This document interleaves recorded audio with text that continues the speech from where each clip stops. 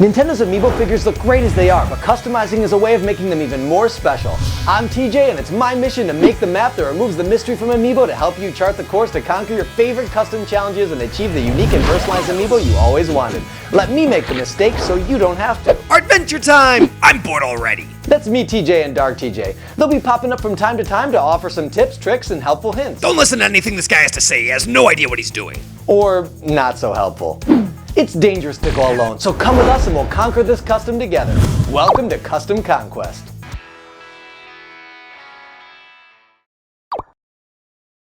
Hey everybody, Custom Conquest is back and we've got a good one for you today.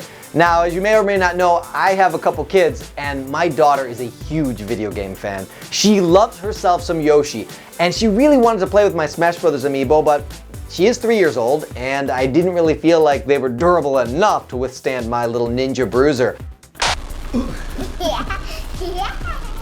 So I was really happy when the Yarn Yoshi amiibo came out because it was the opportunity for me to be able to share this experience with her without her breaking them. So we started out with the pink Yarn Yoshi amiibo, and as collections tend to do, it grew and grew until we had all three. And then they announced the Mega Yarn Yoshi, and as cool as that is, Yoshi is not my daughter's favorite character. She prefers Pikachu. So for this episode's custom, we're going to take a talking plush Pikachu and we're going to turn it into an amiibo. But not just an amiibo, a Mega Plush Pikachu amiibo. Let's do this. Let's weigh Mega Plush Pikachu on our Custom Conquest difficulty scale. This custom weighs in at a 1. Because he doesn't require any special skills or special tools, anybody can do it. If you follow this process, everything you need is probably something you already have laying around the house. Let's start by covering the components that we're going to need. That'll include the figures, pieces, and parts. First ingredient obviously is a Pikachu amiibo for the NFC chip. Then to put the plush in this custom, I'm going for the Tomy 10-inch Talking Plush Pikachu. I'm also going to use the blister on the amiibo box. And at the risk of stating the obvious, if you want the thing to talk, you're going to need 3 AAA batteries. Let's cover the equipment. The tools and supplies for this custom are things you probably already have on hand, but let's go over it in advance so you have them at the ready. You want to get your hands on the thinnest butter knife blade you can, and you're going to want something for some precision cutting. A small pair of scissors or an X-acto knife will work just fine. You'll want to have some kind of tape. I use double-sided here, but any kind will work. And finally, get your hand on a needle and some thread. And you thought you'd never need those home ec skills in the real world. Ha! Joke's on you! Okay, so all we need to do with the Pikachu amiibo figure is really just remove it from the base. His feet are really small, they're just held on by 2 little pegs glued into the base, so if we want to just turn him into a figure, we can pop him off without too much trouble. But we don't need to. All we really want to do is get at that NFC chip in there. So no need to overcomplicate things. Once we got the chip secured, all we have to do is find some way to attach it to our plush Pikachu in a way that's not going to damage it, but also to retain its scannability so it'll continue to function as an amiibo. Our talking plush Pikachu has a Velcro flap on the bottom that houses his sound box. I'll bet we could find a place to stow the NFC chip in there. So the trickiest part of this whole operation is just popping him off the base. Let's get right to it.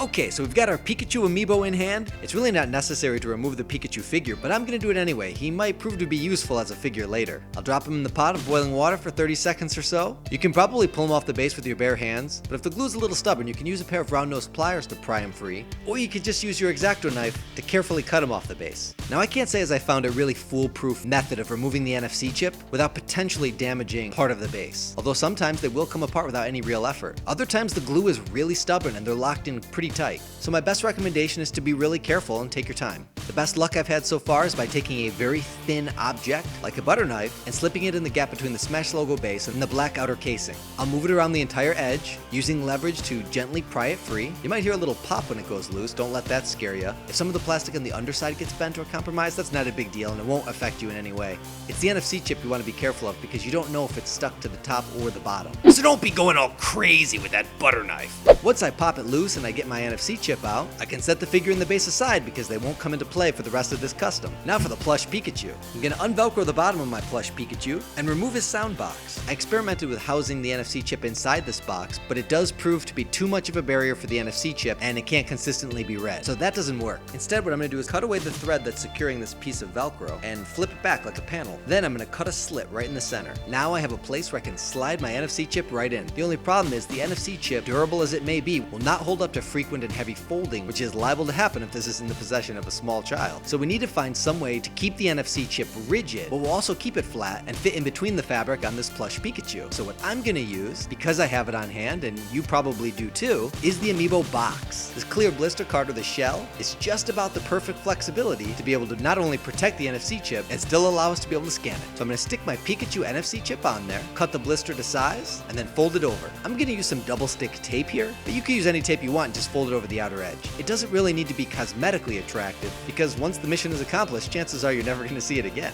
Once it's folded over and stuck in place, I'm going to round the corners and take off the sharp points so that there's no chance of Pikachu's Piku stabbing my little girl. With my NFC secured in its own shell casing, I'm going to slide it into the slit we made under the Velcro and move it into place. All that's left now is to sew the slit and reattach the Velcro with our needle and thread. I want to give my wife some credit here. She did the sewing. Thank you, wife. Now our talking plush Pikachu is a Mega Plush Pikachu.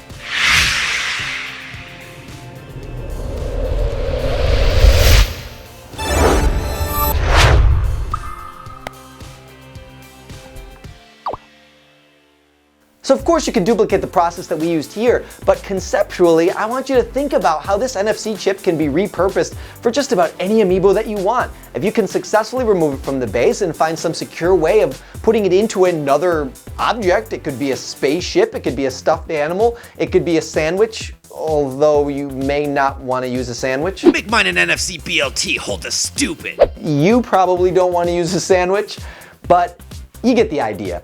Amiibo and their NFC chips are highly flexible, highly versatile, and there's all kinds of different things that you can do with it. So get inspired and see what really cool things you can come up with. We asked you to send us in your custom art. Let's take a look at it.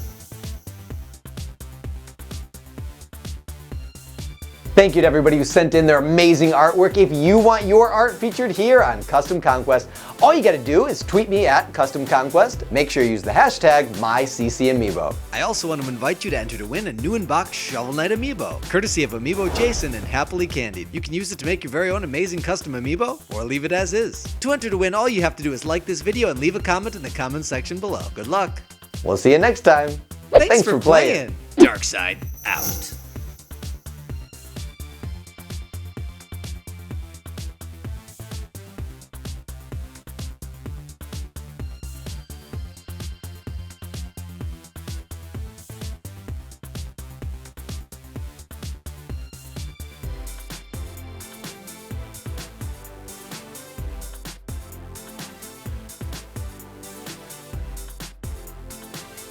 Deny it all you want. If Mega Plush Dark TJ was a thing, you'd be all over it.